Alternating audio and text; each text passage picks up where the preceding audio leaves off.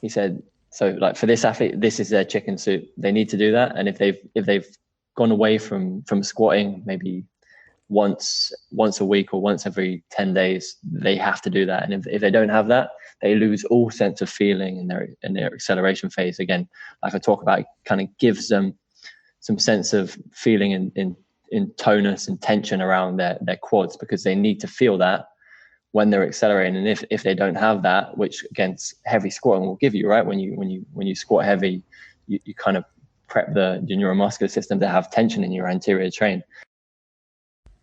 That was Coach Ross Jeffs, and welcome to another episode. It's great to have you guys here. We have an awesome show for you lined up on individualizing factors in speed training. Individualization has been one of my favorite topics to get into.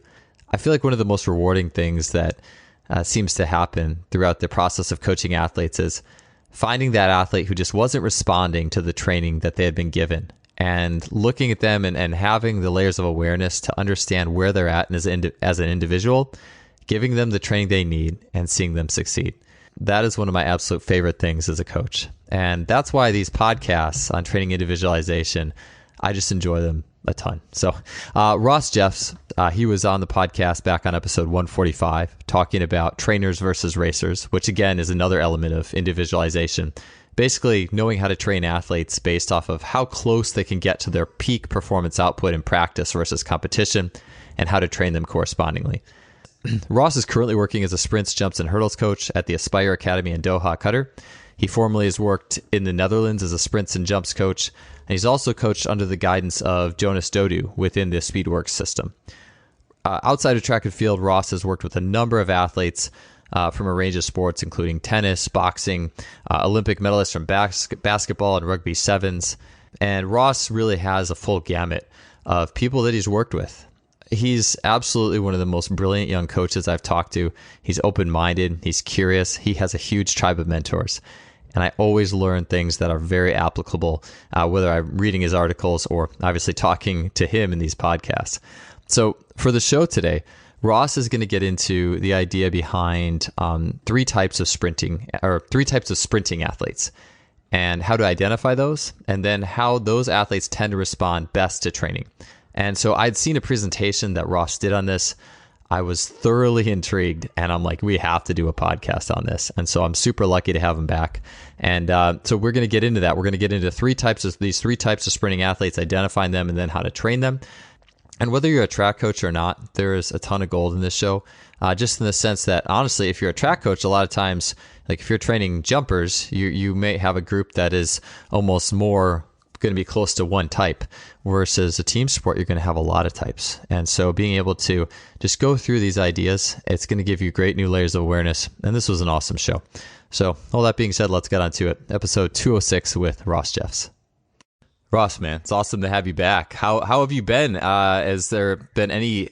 Have you been doing any online coaching in the midst of all this? What's happening in the world of track and field right now?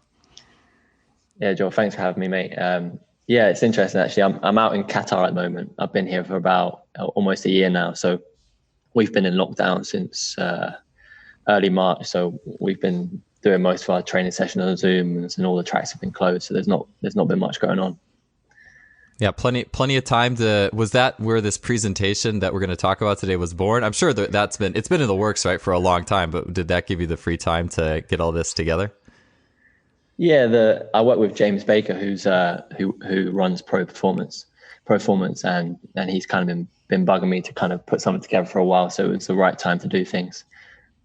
Yeah, for sure. I think sometimes when there's a little bit more free time or downtime, I know for me it's been a lot easier to get a wider spectrum of guests on, for sure, on my own end with all this for the podcast. But I was really still. I know our talk last time with the trainers versus racers was awesome. I mean, it gave me so many things to think about and implement, and so I was super excited to see that you had a new categorization out. And of course, we talked about this, like, not the goal isn't to put athletes in boxes per se, but just the more we can learn about how different athletes respond is just so incredible and interesting to me. And so let's kick this off. Let's tell us about your categorization, the concentric, elastic, and metabolic.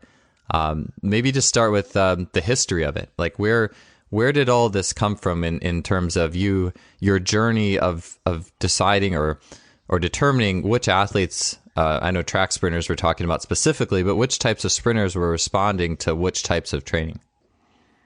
Yeah, so sprint typing, to kind of briefly set the scene first. I think, look, if you're to watch a 100-meter final at the Olympics, there are many commonalities and consistencies around what the fastest sprinters in the world do technically, but there's also somewhat of a variation, right? And all too often this variation is shrugged off as an idiosyncrasy, or, this athlete would run faster if they ran like this, or their model is an anomaly, so we shouldn't copy it. And what actually might be inefficient for one person might be actually efficient for another. And it's the same if you analyze their training program. I mean, in this 100-meter final, there's going to be some very similar themes that the coaches do with the athletes, but there'll also be some very different themes. We know people have run 10-0 running never more than 2 times 90 meters or more. Some have thrived off going all the way up to 500 and 600 meter reps. So very early in my coaching career, I kind of realized that certain athletes responded very differently to the program that they were given. And equally, they responded very differently to the kind of technical change as well. And when this happens, time and time again, over 2 to 3 years, you start to see some clear consistencies and pictures around what kind of profiles you have in sprinters. And then to go with that, a lot of people have been putting some ideas out on the topic around, neurotyping and action typing, because we talked about some fiber typing stuff from Henk.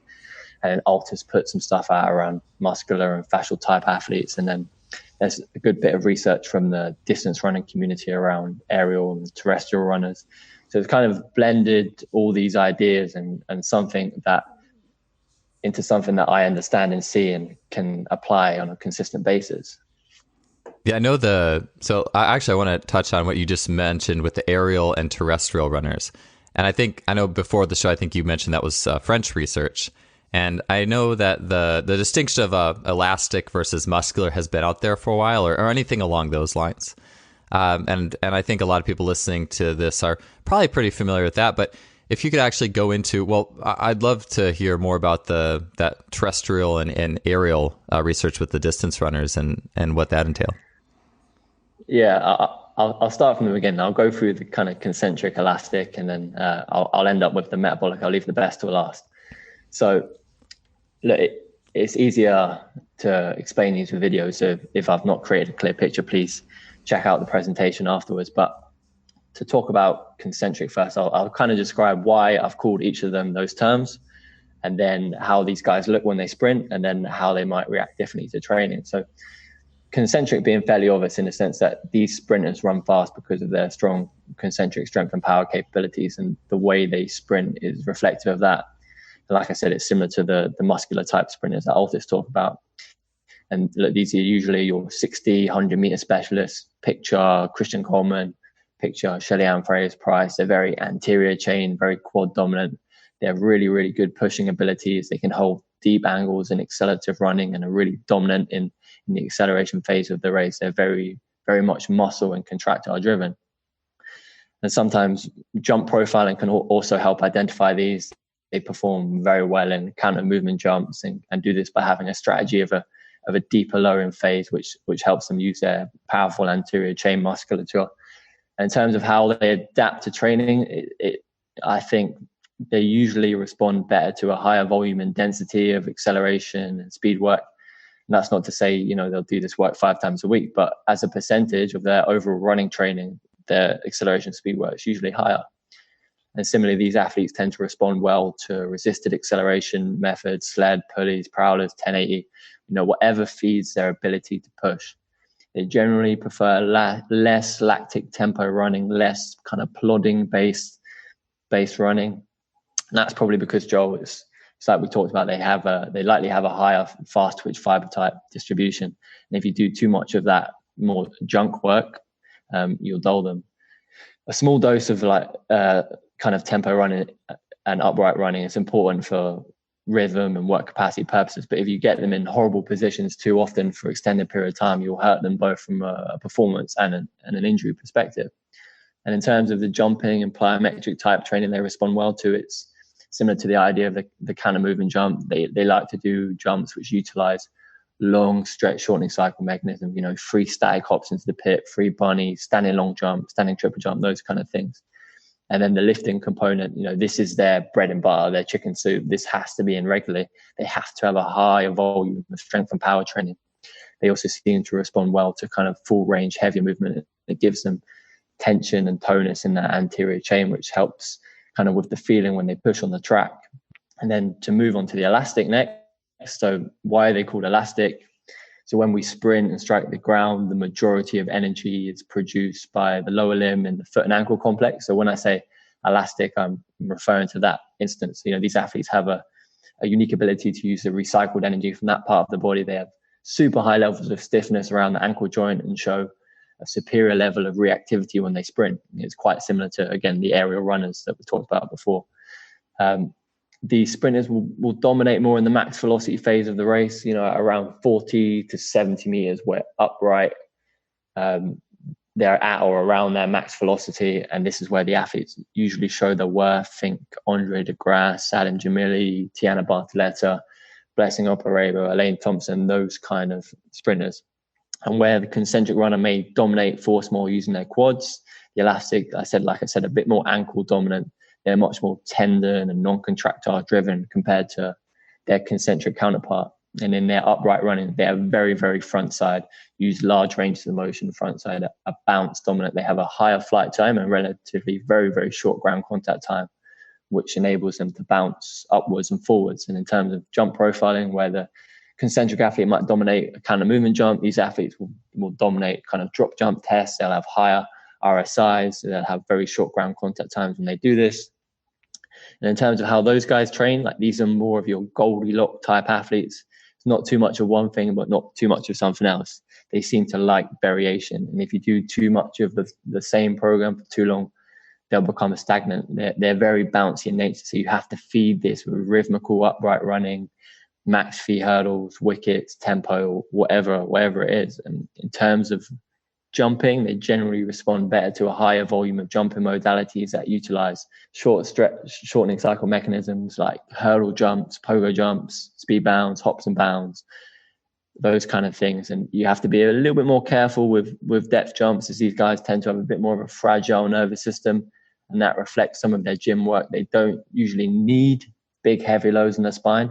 There's no need for full range of motion squatting or just concentric only lifts, as it won't feed their elastic abilities.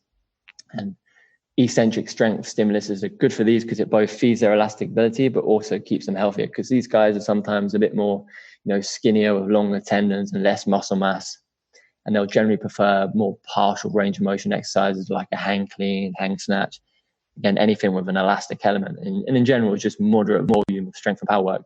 And I've seen some get away with doing very little to nothing in the gym from a performance perspective, but the gym work is as much for bulletproof than it is for output of these guys. So finally getting onto the metabolic. So I originally called these fascial, and that's a word kind of out there that's thrown about in track and field as a little bit of a taboo word. And that's understandable because look, we don't know a lot about fascia. But for me, when I think fascial, I think of, the ability to use the various sling systems to execute a movement efficiently and with high economy. But of course, fascia also uses elastic mechanisms. So to avoid confusion, I use the term suggested by a few different coaches, metabolic. Actually, one of the guys on your show before, Alex Natira, was one of the guys who suggested that. And this is in reference to that these athletes will dominate because of how they use energy. That's not to say they're superiorly aerobically fit and could be endurance runners, but more so their style relies on economy, in a sense of the way they run might not exemplify what typical biomechanist researchers might say is the best way to run fast and apply force. But it's more so the chemistry of their enzymatic and buffering systems work in harmony with contractile and non-contractile elements. Like think of in the distance runner, think of your Paula Radcliffe, your Haile Gebrselassie. Their running economy exemplified why they were so good. And despite this, you would often hear experts refer to certain technical points as being, biomechanically inefficient. And these metabolic types are your equivalent to those guys in sprinters. And again, it's like I said, it's quite similar to the terrestrial runners we talked about before. And in terms of how they look when they sprint, so their sprinting model, these are probably the most interesting ones to talk about, right, Joel? Because They're the easiest to get wrong for the modern sprint coach, who has a greater focus on concepts about being front side and whatnot. And I don't think this is talked about enough, and it's something maybe the more quote unquote old school coaches probably understand a bit more.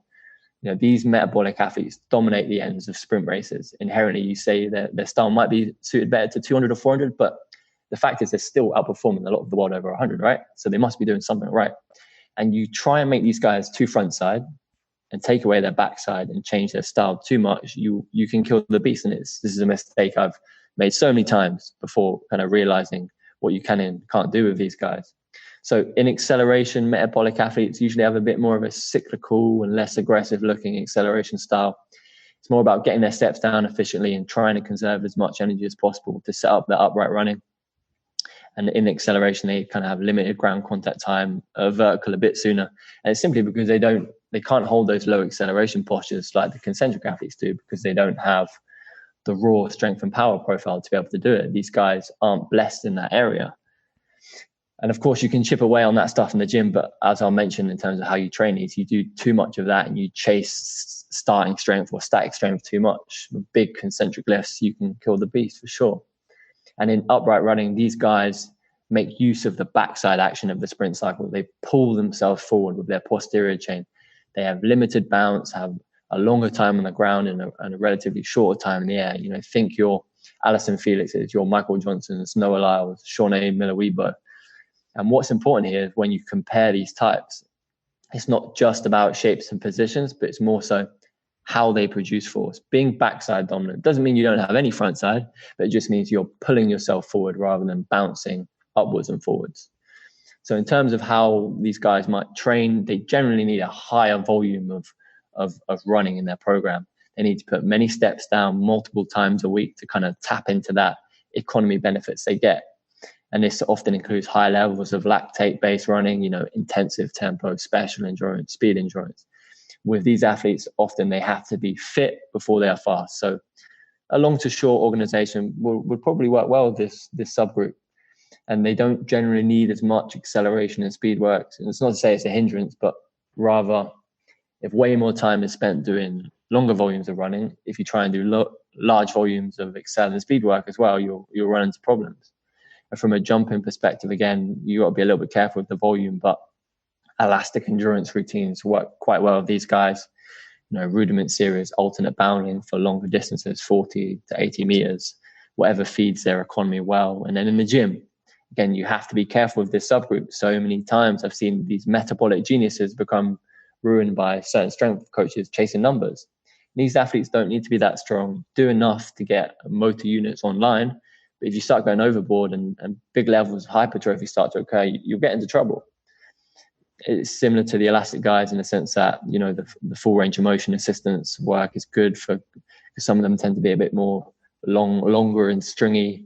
So it's good for their tendon health. And because of their metabolic gifts, doing some strength endurance work or power endurance work through circuits or whatever it is can one, help these athletes make these robust, but also it'll give them some general strength abilities to do what they need to on the track. So that's kind of generally what I find each category looks like and what works for them. And doesn't mean I'm not addressing weaknesses, but it's probably in lower volumes that you might typically see. Yeah, for sure. That was a lot of information in one shot. So let's unpack that. And also for people listening to, and I'll make sure I'll mention this in the pre-roll too, but I'll have videos for these athletes in the show notes. So make sure you guys are going to justflysports.com and checking out the show notes. So we'll have videos so you guys can see what's going on here. Cause yeah, it's, I think if you coach track or watch sprinters a lot, it's like, oh yeah, front side, backside mechanics, I get it. But yeah, and so let's get into that, and hopefully we can describe it pretty well along the way. The first follow-up I have for you is really a little bit more of a general one before we get into some specifics, and that's, this is something I think about whether working with track athletes or even swimmers, which I work with swimmers a lot these days. I think about those first three categories of the neurotyping system: the 1A, the 1B, and then the 2A. Which, if people haven't listened to that podcast, definitely check it out. But the 1A being the more raw power, the 1B being elastic, and the 2A kind of being the metabolic hybrid. And Yeah, I don't think a type 3 is probably ever going to be in the 100-meter final, if for whatever that exact combination is. But would you say that fits pretty close with that neurotyping style? If you were to call it that, or to try to, again, I don't necessarily. I'm becoming a little less fan of really trying to solidly put athletes in a box and say, where exactly do you fit? But from a general perspective, would you say that fits up pretty well with those three? Yeah, there's certainly some big crossovers there, and Christian's done a good job of describing that. And I think for each big physical capacity, speed, strength, endurance, there's probably kind of certain types that exist in each of them. So for this one, I've simply described max velocity and how you might type to make someone faster, but how that might exist for making someone run a 10K or be fit enough to play a game of soccer or rugby will probably have their own typings, and it's very important to distinguish those. So simply for these guys, I'm talking about max velocity. I'm talking about sprinting.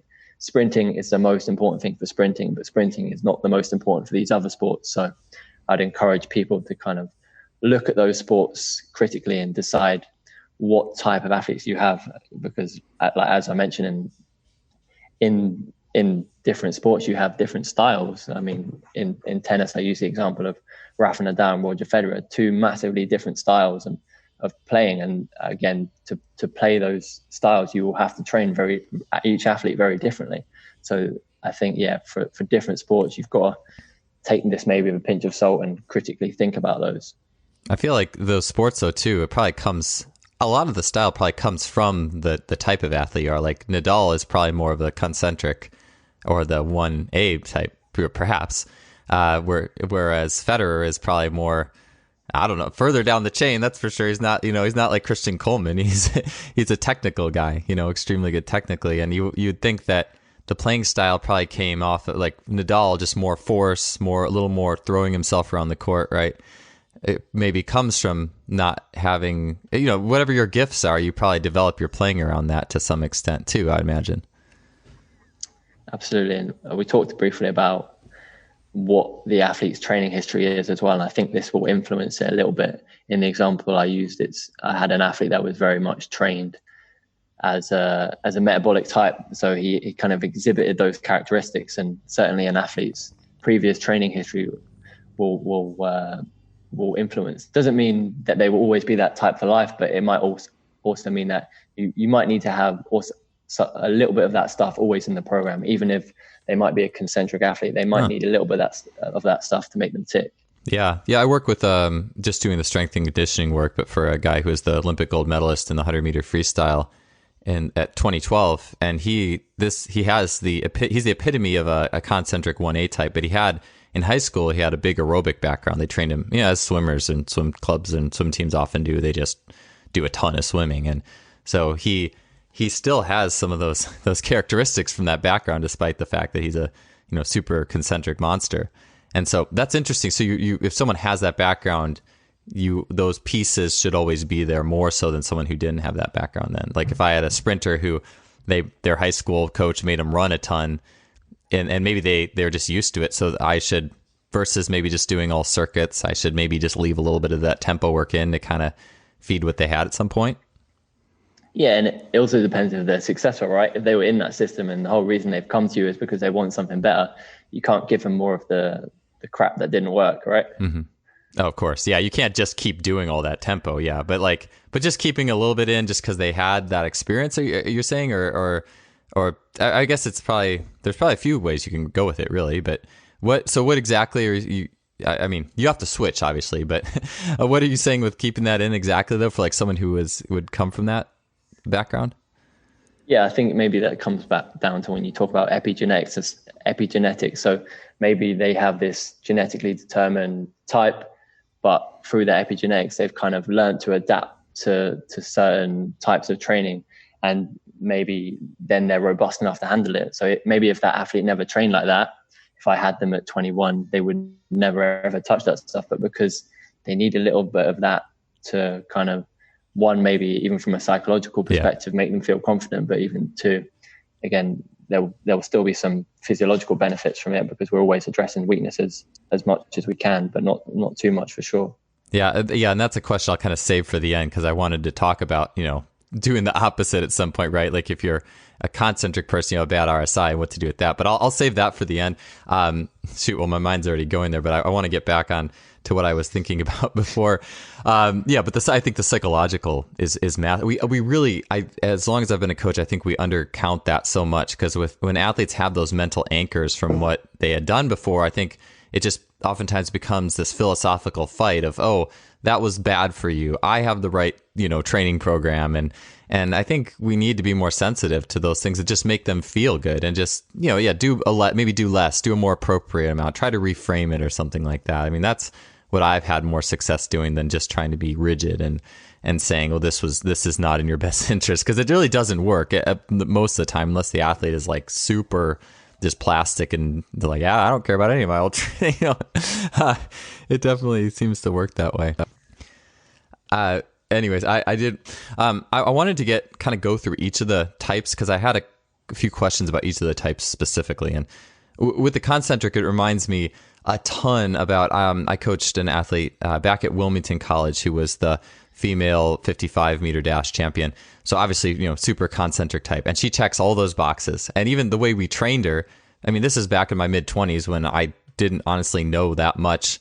I didn't have any formal mentors. I just kind of went with my intuition and what might work. And really what we did was exactly what would fit a concentric for the most part. We didn't do a lot of tempo. We tried to do more circuits, short stuff, standing triple jumps, full range work in the weight room. Of course, I hadn't evolved to the point where I think I was doing a lot more partial stuff at that point. But, all those things, described her to a T, even like the vertical jump in the RSI. Like she had a 30-inch vertical jump, or what is that in centimeters? Like 70 centimeter vertical jump, but her RSI was really terrible. And so she fit all those things.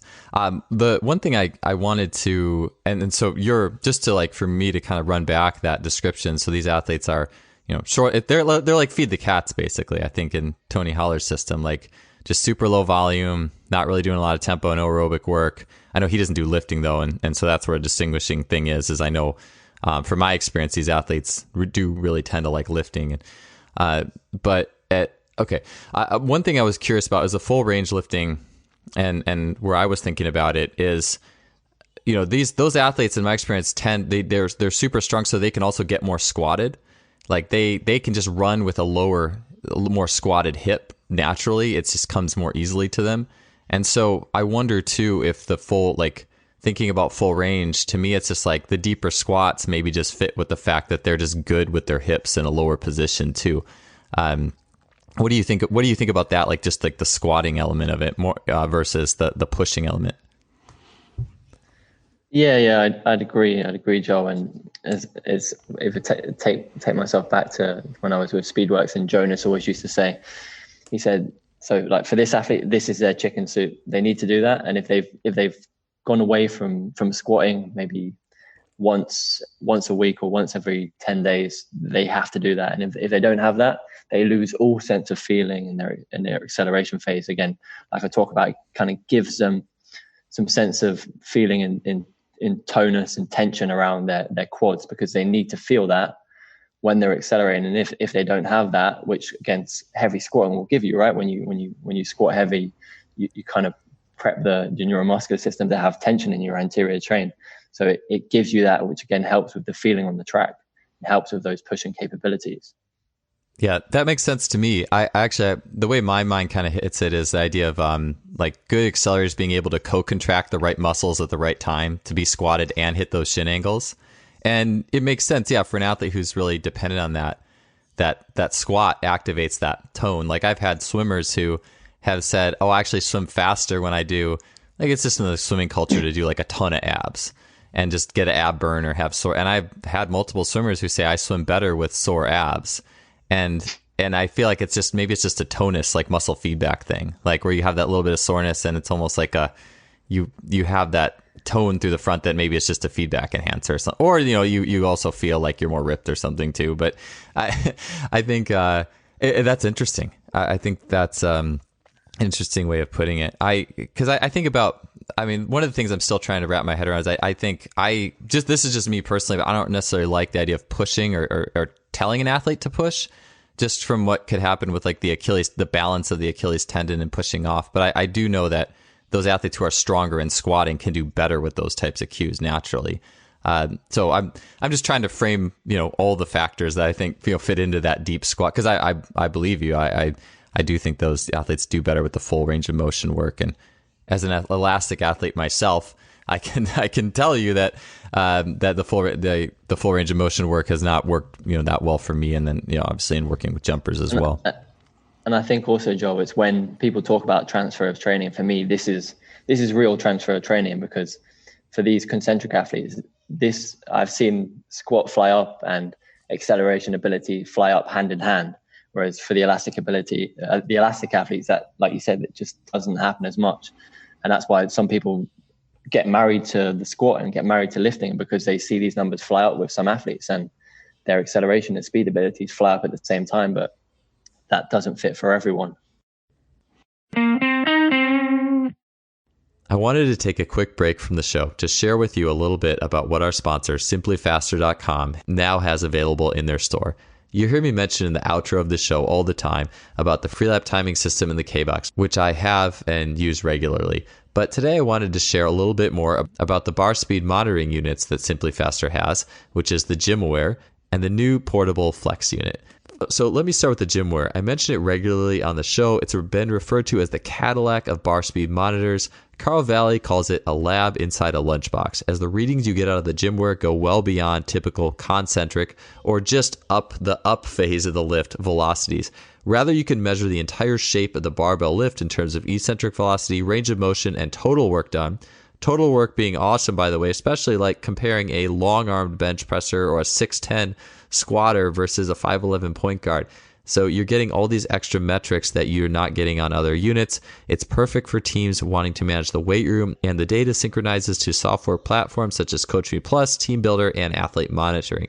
So new to the store is the Flex, which is the ultra portable and lower price travel version of the coach's favorite GymAware. So just like the GymAware, the Flex measures the shape of each rep, range of motion, total work done, eccentric dynamics.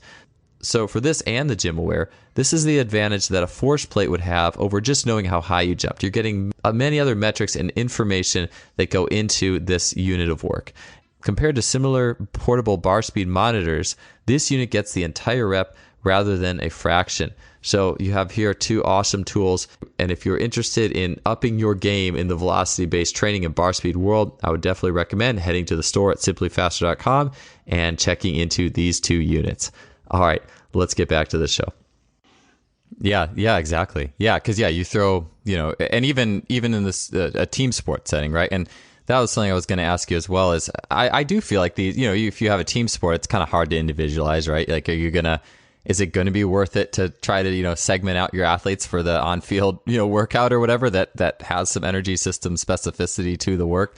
But I was thinking, one question with this, and maybe that could be another question towards the end. I don't want my mind to get in too many places, but what do you do with these athletes too who are getting overtaken at the end of races, whose their top end speed, their squats go up? That's an important part, but maybe they're great at 60 and they're starting to get overtaken a little bit. And I know there's a lot of biomechanical components to it too. I mean, even like Christian Coleman versus Shelly Ann, two very powerful athletes from a muscle perspective. But Shelly Ann seems to be a little better at the end of races than Christian. You could say maybe that's that the foot turn, Christian's feet are turned out, so he doesn't have a lot of time to produce force at all and just is stuck in that mode, versus Shelly is a little different. I know Darian and I have talked about that on a former podcast, but what do we do with those athletes to get them a little bit better at the end of the race? That's their weakness, obviously, but what do we do there? Yeah, I think it's about efficiency for those athletes. Look, they're never going to be dominant in that part of the race. They're not going to be dominant 30 to 60 or 60 to 100, but they can be good enough, and they can be good enough to then have a great split 0 to 30, and then have a good and average split 30 to 60, and then 60 to 100. But if we expect that we're going to be able to make them like Noah Lyles from 60 to 100, we're kidding ourselves. Mm-hmm. But we can certainly make them a lot more efficient. And for those guys, making them more front side and making them more economically better in that sense will work for these guys. And you see Coleman, who earlier in the year last year, he was very much more kind of backside, but backside for him isn't a good thing. So when he cleaned that up a bit more in Doha, you saw a lot more efficient splits in the last 40 meters of the race. And in terms of kind of a training perspective, you're always going to be sprinkling those weaknesses. Like an athlete, they still have to be stiff, whether you're a concentric athlete or a metabolic athlete. You still want to have a stiff ground contact time. So be stiff and have a relatively crisp ground contact, which will help with a number of things, and assimilate some other key components, like having a kind of more neutral spine rather than a lumbar extended spine. These are certain important technical things that are going to be kind of standard across all of them, regardless of those idiosyncrasies we talked about. So look, I'm always going to do kind of pogo jumps, hurdle jumps with a concentric athlete. I'm always going to do a little bit of technical tempo running. That might only take it out to 120 or 150, but I'm not going to take those guys out to 200, 300 like I might do for a metabolic athlete, and because there's no need to. And as soon as you go to those realms, the running mechanics start to break down. And if you're trying to make someone fast just to run 100, there's no need to take them out to those distances for sure. Do you think, and I know we'll get into, because I kind of want to talk about concentric, then elastic, and then metabolic. Do you think that you mentioned those athletes getting more front side? Do you think that, but you had said like metabolic, you really, that doesn't bring success. So you do think that there's more upside to trying to introduce more front side ability to a concentric versus a metabolic then?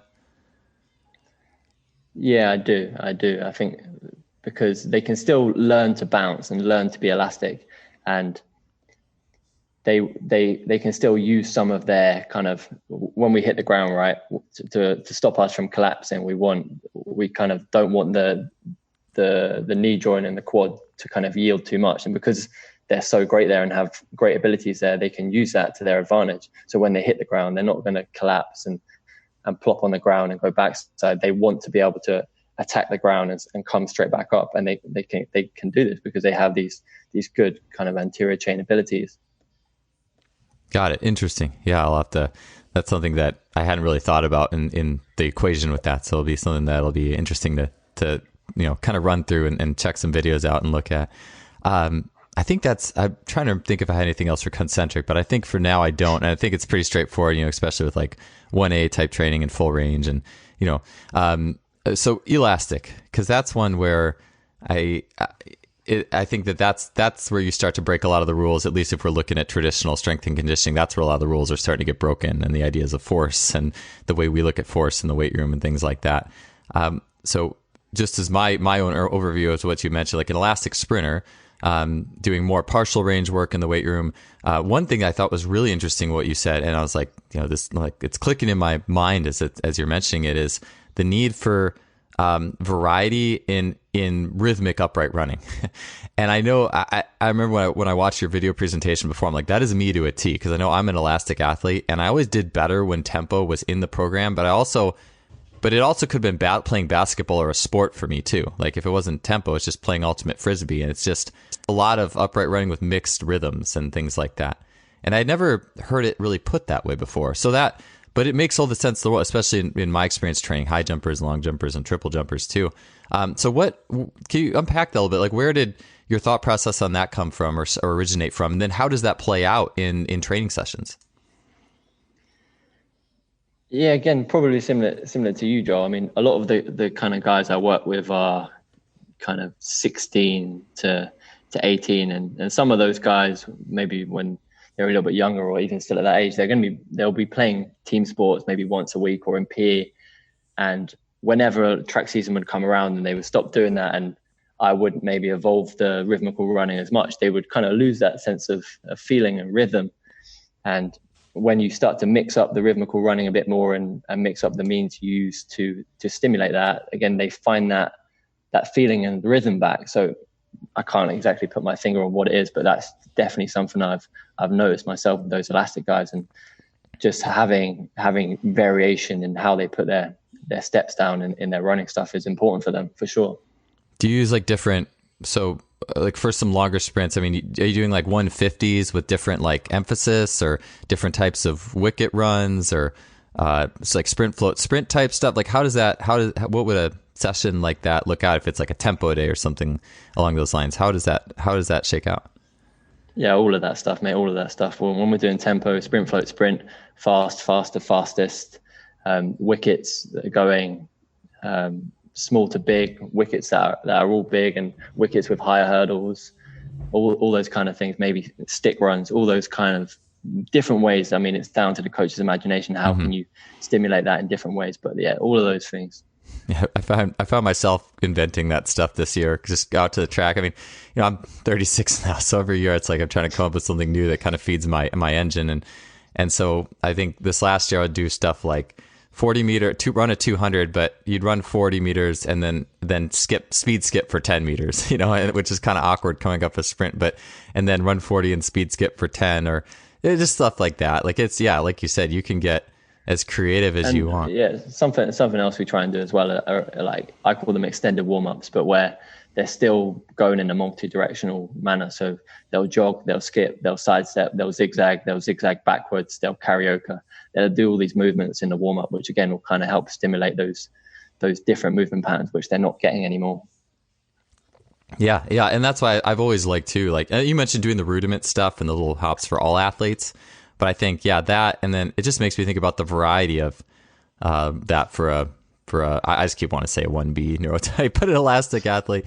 Yeah, I really do think that's where, I mean, coaches, I think coaches, we all learn and we try to be as versatile as we can. But I mean, I think it's a little bit easier sometimes when our natural mode was to be if I'm training elastic athletes and I was a jumper and I, have a lot of creativity, I think that filters well into that, that novelty that they seek, and always coming up with these new ways to do these sprints and rhythms and jump circuits and all that.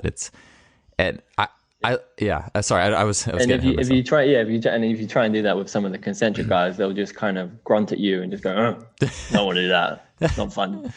Yeah. And I like that you classify it as rhythm too. I mean, there's clearly a lot going on. I always felt like doing the tempo stuff, to me, in my mind, it was just, well, this is helping me elastically, foot and ankle strength for repeated contacts. But it hadn't clicked with me that there is that neuromuscular and rhythmic element. And it's, whether it's, the Charlie Francis idea of electrical efficiency and whatever's going on, or novelty and the brain and whatever, adaptation, I don't know. But I like that you had talked about it as rhythm, and as I've talked with enough good coaches on this show too, and just how important rhythm actually is, we discount it. And so I think that's where, what if we reclassified tempo into just some sort of rhythmic category? How would that change things? Because then, if you're a sprinter saying, hey, go run 6x300, has a lot different meaning. That doesn't, if you're looking at it from a rhythmic perspective, I think that definitely can change things quite a bit. Absolutely. Just changing some terminology might make some coaches not get their knickers in the twist when you run those kind of distances. Yeah. Just because, like, what are we trying to get out of this? One thing, so with the elastic sprinter, and this is where I kind of like, okay, like, I get it, but you contrast it versus training jumpers.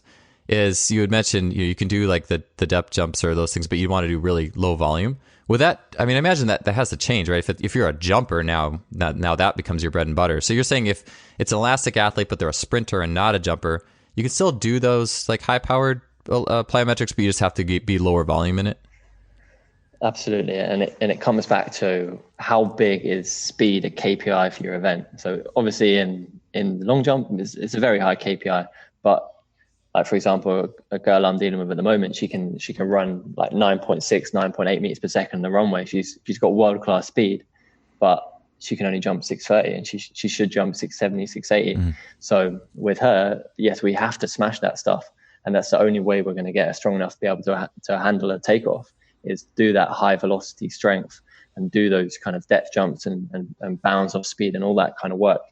And okay, yeah, maybe that might not help her max velocity get better, but that's already good enough. And there's sometimes we have to address those weaknesses. Yeah. So for her, she's going to have to adapt into, and a long jumper obviously too, so a little different, but yeah, because of her needs, she's going to have to do more of the volume of that type of thing versus someone who just sprints. And yeah, the fragile nervous system thing, that's kind of something.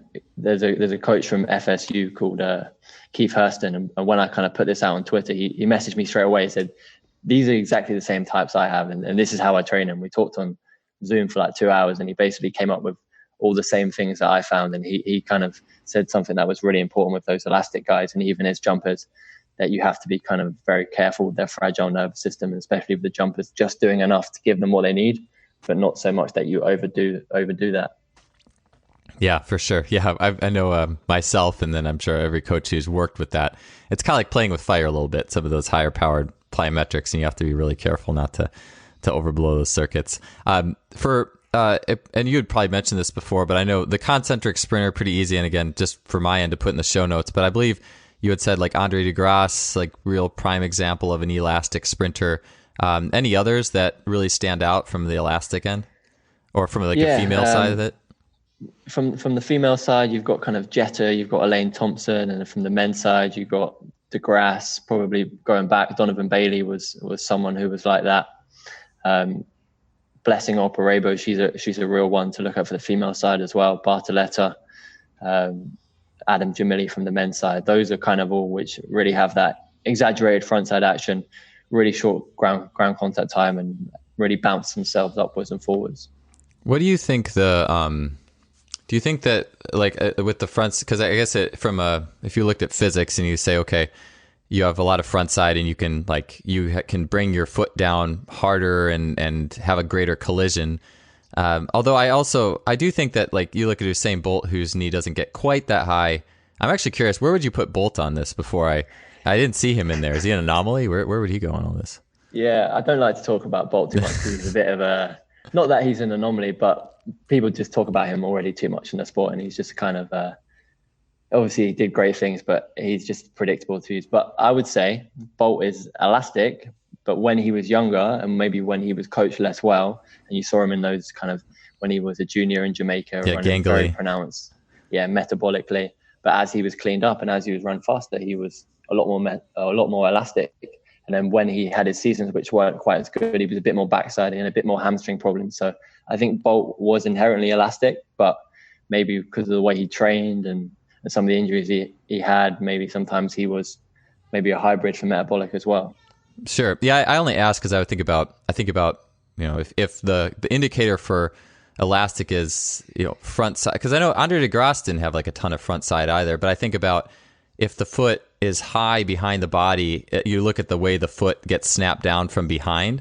If there's some element of speed in there and whatever contributes to the collision, I guess you could say, because the faster sprinters versus a field sport athlete have that their collision immediately in stance is more substantial, more braking forces, but also a higher spike in force versus someone who's not as good at top end.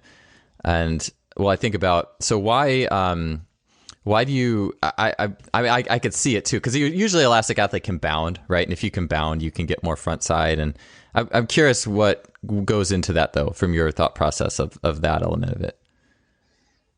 Be a little bit more specific for me. Oh, yeah. Oh, sorry.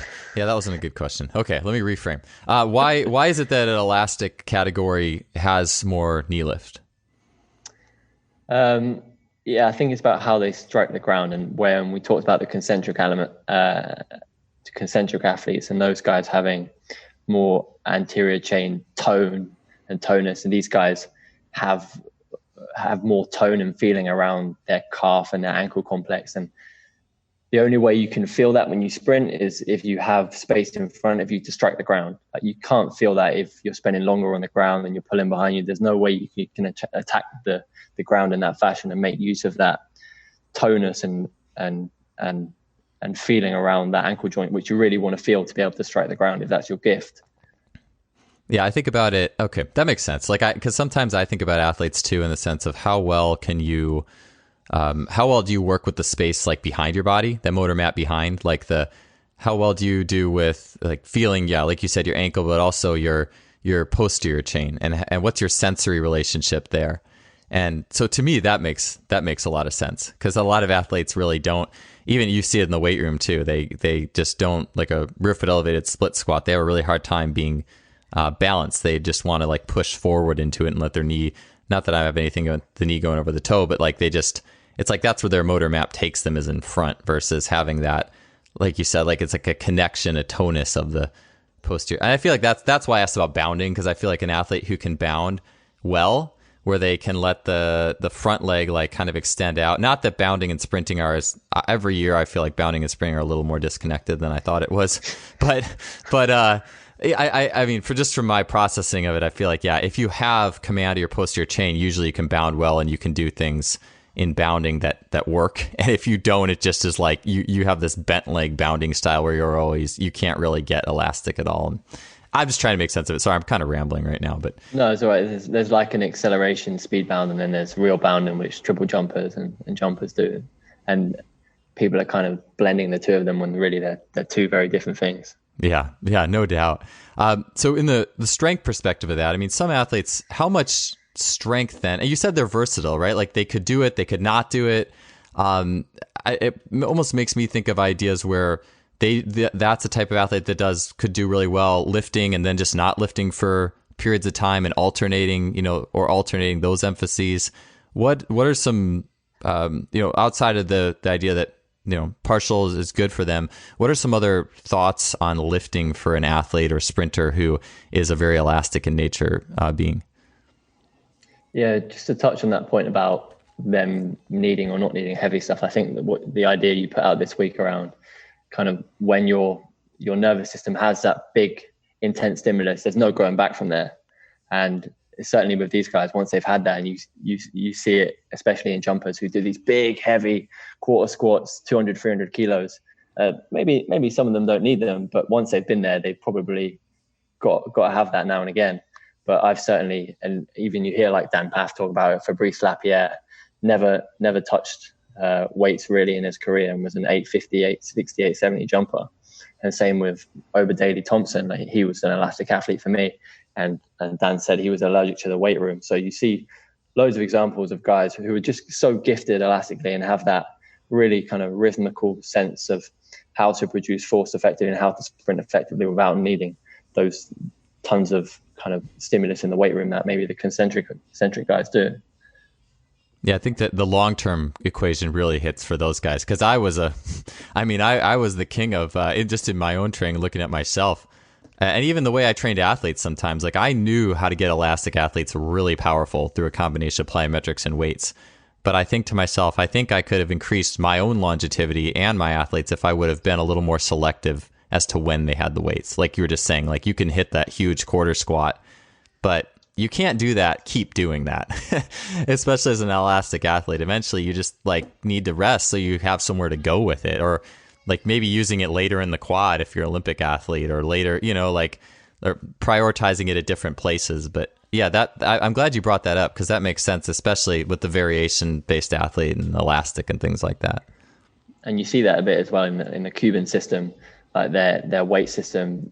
If they did a 200 kilo quarter squat one year and it made them better, and then next year they're doing a 250 kilo one, and then the year after they're going 300, and then they'll keep doing that until they just explode. And then a lot of these Cubans you never see again. Yeah, that's a really good point, because I think it clearly helps. Like I think we could debate, do those athletes need it? Yeah, the heavy partial stuff really can help, but where do you go? Like, and when do you plan it in? And I think that's where that wisdom as a coach and long-term planning. And I don't know, I guess, we like Jeff Moyer wrote that article, and he said, Hank Kreinhoff, he said, we're obsessed with acceleritis. We have the disease of acceleritis. But it's, you think about maybe some of these jumpers have to hit these marks, I have to be good this year, or I don't know, like I have to be fast to make money, or I don't think it was like that with the Cubans. It's more communist system, but I don't know. It's just for the purity of sport and just the purity of being the best long term, these are the important things, but there's a lot of social factors in there as well. Interesting. And yeah, it's hard to attribute it just down to one thing, but you see the way kind of Teddy Tamgo would train, and he very much adopted a Cuban system when he had Ivan Pedrosa. Mm-hmm. I remember Randy Huntington saying to me, he said, all you need to do for Teddy Tamgo is just blow and he'll jump further. But then kind of Teddy was obsessed with this kind of Cuban system, and ultimately he kept breaking, and then unfortunately he had to retire early. Yeah, that's interesting. It's interesting to do those long-term things. So I think it's easy just to do a social media clip and say, "Oh, look at this guy doing this exercise, and he was, jumping really good at this point," or something like that. But then, it's just we always have to, I think, expand out and look at the longer view sometimes. And I know I've certainly been caught in that as well. It's very easy to throughout my years. It's very easy to. Okay, so I do before our time's up, I definitely want to cover metabolic, because that's like the wild card, or the fascial metabolic. That's the one that I saw your presentation. I'm like, whoa, I've never thought about this before from the perspective of how the mechanics fit in. And I think we debate different training styles, and ultimately it's just, well, what is the athlete's, a lot of it's like, what's your muscle twitch type? What is this and that? But I'd never heard of it explained as you had said. So the metabolic or the fascial athlete. So from my understanding of what you had mentioned, they tend to have a little bit more backside mechanics. They spend more total time on the ground. Like I know Michael Johnson, right? Like he had a 5 strides per second, right? So that indicates just getting his foot back on the ground pretty quickly to take advantage of better metabolic conditioning. Yeah, stride frequency is made up of a number of things, not just how long you spend on the ground, but that's something probably important to touch on anyway, the stride length versus stride frequency. While some coaches like to say muscular guys are more length dominant and fascial guys or metabolic guys are more frequency dominant, it's not always the case. And in those examples, you've got Allyson Felix, who's a length dominant athlete, and you've got MJ, who's a frequency dominant athlete. But MJ is still pulling himself forward. Although he's maybe spending a short amount of time on the ground, he's probably spending even less in the air, because he doesn't really have he doesn't have much air time at all. So relatively, it's not just a total time, it's probably more relative air time relative to ground contact time. You're listening to the Just Fly Performance Podcast, brought to you by Simply Faster. Yeah, the metabolic one was interesting too, because I think about sprinters I've worked with who, like, they're not the most powerful, their vertical jump isn't great, they're okay in the weight room, and they're pretty bad accelerators, but once they get up and going, they can roll. And I'm like, well, what is it that makes you fast? And the more I've learned from mechanics and down the line, I've realized the importance of that backside and that that tightly folded, getting that tightly folded heel up to the butt, especially in that that early backside swing, late backside swing, right when that hip is passing through, and how the faster sprinters just seem to be able to do that well. And so why? I guess we do have video, so I can't really go on a tangent here. I just think that's interesting. I think that some examples. I think you had said like Michael Johnson. I think you said Tyson Gay was like kind of that, but he was also a little elastic. Any other sprint? So Allyson Felix. Do you think those sprinters are that way? Usually it's just because of a predisposition. Like maybe they're like a fast intermediate type muscle. They just had good muscle endurance, and that's just the style that they cater to? Or do you think an athlete who was just forced into that training, an athlete who just goes to like a tempo school or something like that, maybe they just become that way over time a little bit too? How much do you think nature versus nurture is a factor there? Yeah, it's a good question. I think if you look at some of those athletes I mentioned and how they're inherently trained, so like Allyson Felix and Bobby Kersey's system, Bobby runs a lot. Tyson, Wallace Spearman in Lance's system, they run quite long as well. And then MJ, we know, ran very, very, very long with Clyde Hart. So yeah, with those guys you can say, but you without putting specific examples out, you've definitely seen those guys who have gone from having a system of big volumes of endurance running and tempo running and speed endurance running, and then going to more of a minimalist coach who doesn't do as much of that stuff, and just not finding that same thing, and never having that back end of the race that they had before.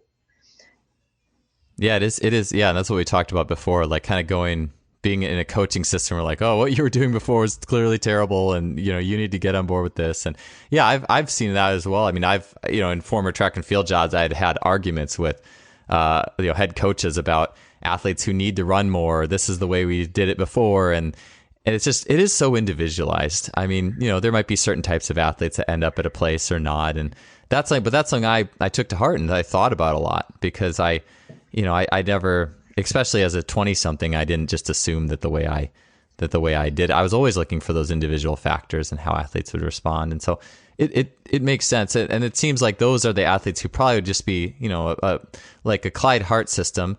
I'd imagine an athlete who is a concentric probably isn't going to stay in that program that long, or it's probably mostly the metabolic or maybe a little elastic athletes that would thrive there. It's also the gift of working with athletes that aren't super genetic freaks is you have to work this stuff out a lot better, and working in a more sub-elite environment means you kind of have to kind of chip away at your program and refine it even more, because when you get these freaks that are just kind of won the genetic lottery a million times, and some of those guys you can almost just do anything as long as they stay healthy, and that's maybe sometimes where it's difficult. But certainly with the sub-elite population and the kind of more development population that I work with, unless you have one of those guys, which in Qatar we have like maybe a population of 100,000 teenagers to choose from, where in the UK you might have 4 or 5 million. Mm-hmm. Like we don't have that as much, and we have to be a lot more kind of precise with what we do with them.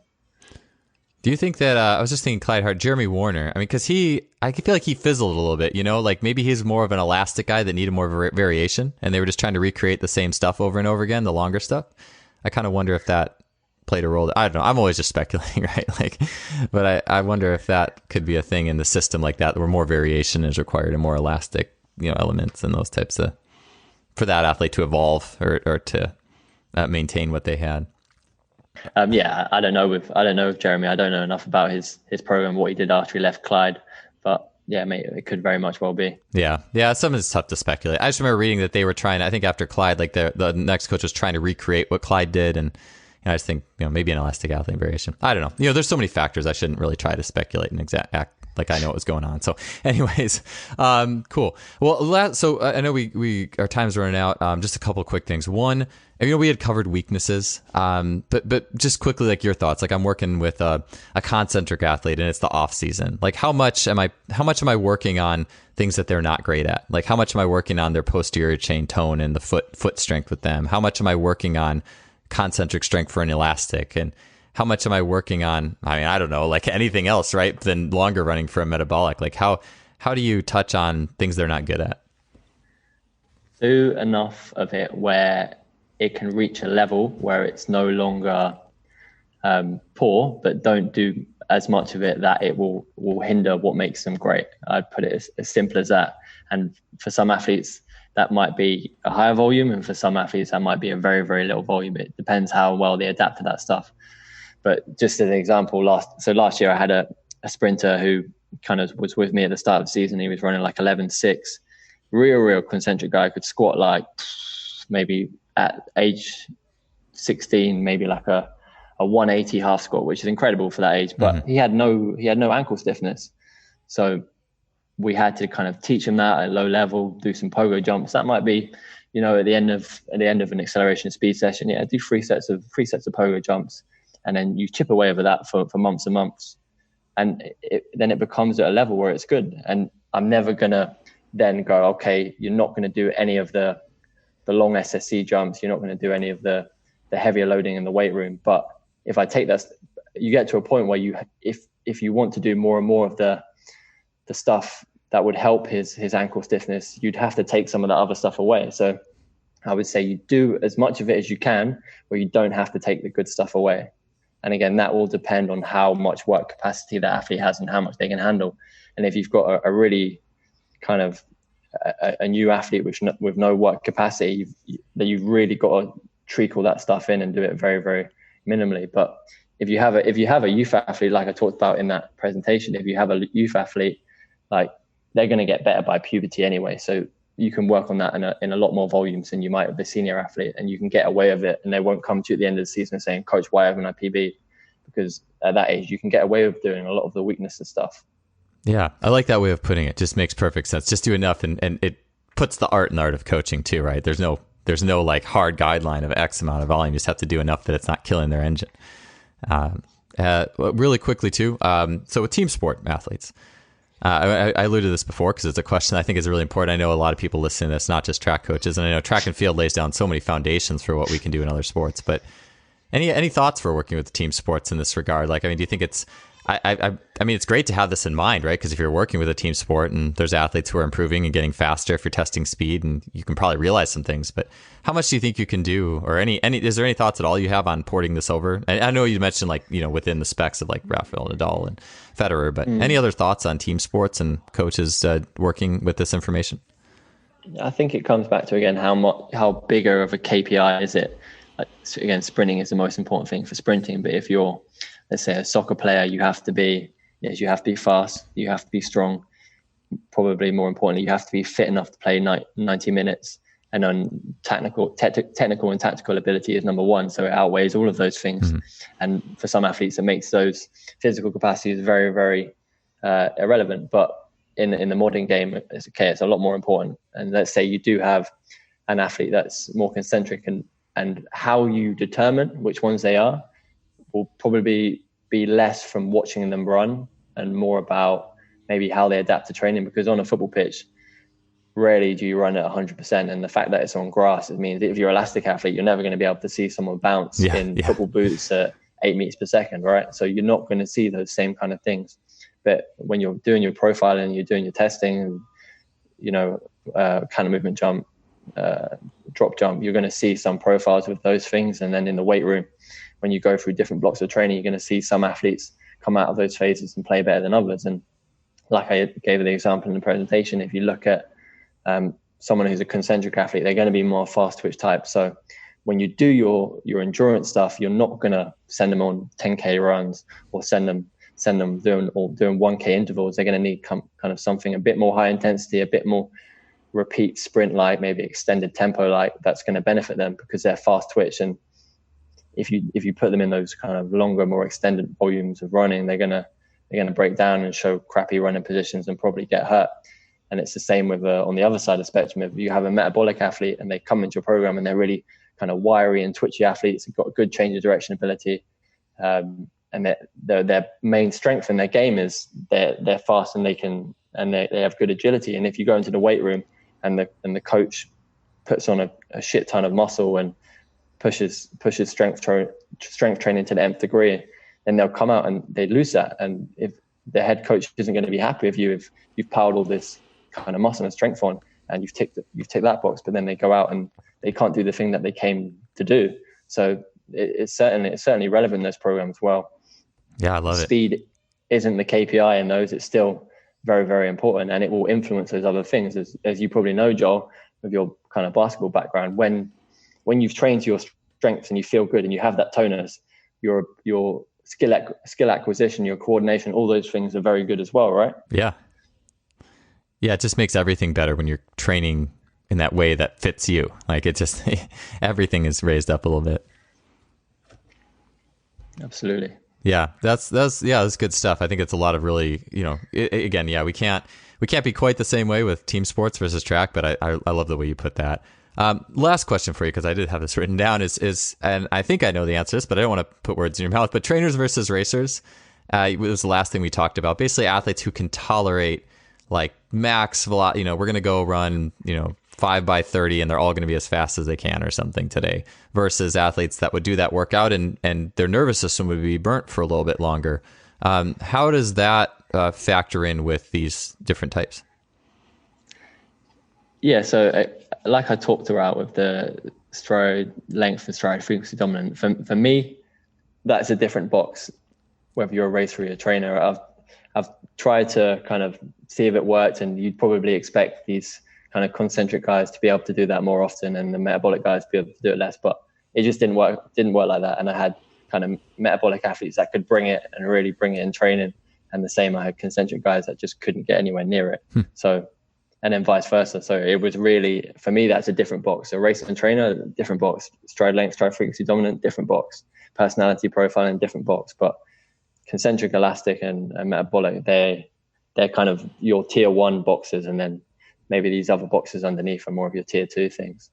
Cool. I'm glad you mentioned that, because I just would have been like, oh yeah, concentric's got to be the racer, and I think so. I kind of had a feeling I shouldn't try to assume too much, and that's good. Yeah, because I mean, like I said, like if we try to put athletes in boxes too hard, eventually we're going to do ourselves quite a disservice. So I like that. Very good. Cool. Absolutely. It's always spectral, mate. It's always spectral. Awesome. Well, Ross, I think that's all the time I have, but thank you so much. I love your thought process, and I love watching the presentation for all this stuff. Again, people checking out the show notes, make sure you check the show notes on the show and check out some videos of the types. But thank you so much for your time and this information. Thanks for having me, Joel.